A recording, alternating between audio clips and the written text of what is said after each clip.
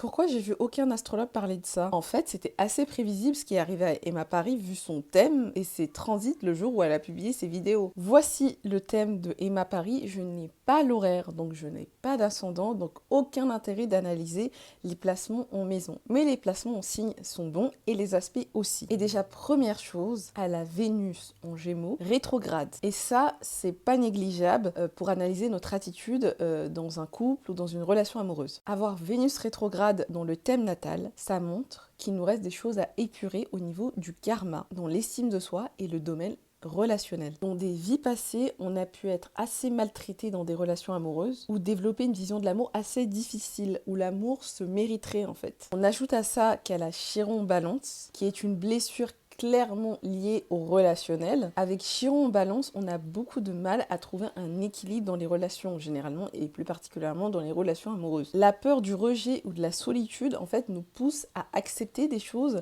qui sont déséquilibrées ou pas normales. Et voici ses transits le jour où elle a publié la vidéo sur son histoire avec Just Pyramid. Et c'est assez frappant, même si on n'a pas les maisons, on voit déjà des choses qui sont assez révélatrices.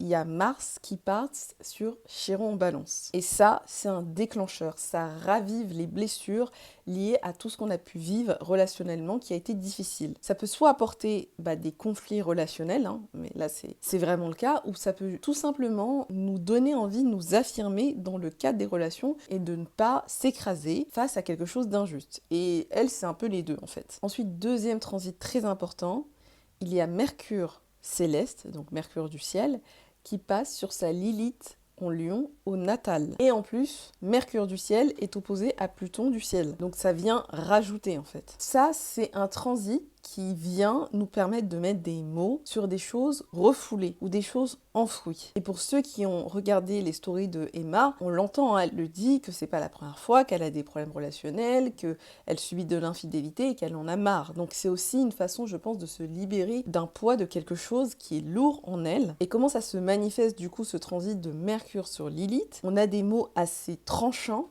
des mots directs, on met les pieds dans le plat, on n'a pas peur de parler de choses qui fâchent, on a une lucidité soudaine mais qui est assez dérangeante pour les autres, mais qui est très libératrice pour nous-mêmes. Et là, on est en plein dedans. Donc voilà ce qui m'a frappé aux yeux. Encore une fois, on n'a pas les maisons, donc on n'a même pas tout. Franchement, on n'a même pas toute la matière qu'on voit déjà que ce jour-là, elle va prendre la parole pour parler d'un problème relationnel. Voilà, le thème c'est ce qu'il dit, mais sans même les maisons, vous vous rendez compte? Donc vous voyez, l'astrologie c'est extrêmement précis et en particulier les transits.